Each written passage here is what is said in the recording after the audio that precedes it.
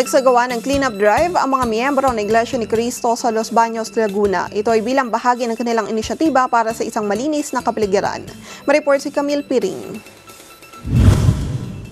Nagsagawa ng cleanup drive ang mga kaalib ng Iglesia ni Cristo sa Eldanday Street, Barangay Batong Malaki, Los Baños, Laguna.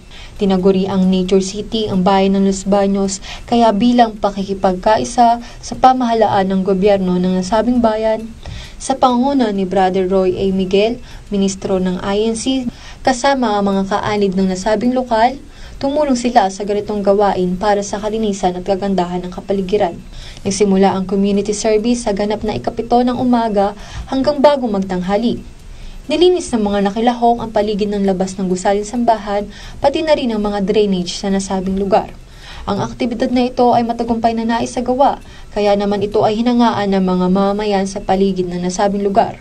Ang ginawang cleanup drive ay mula din sa pakikipagkaisa sa panawagan ng kapatid na Eduardo B. Manalo na makiisa sa pagtataguyod ng kalinisan ng kapaligiran.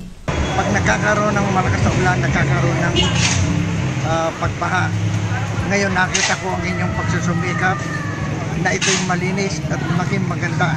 Kaya ako'y natutuwa at nasisiyahan ako sa ginagawa niyo. Para sa Eagle News, kasama si Melanie Urugan, Camille Piring. I am 1 with 25.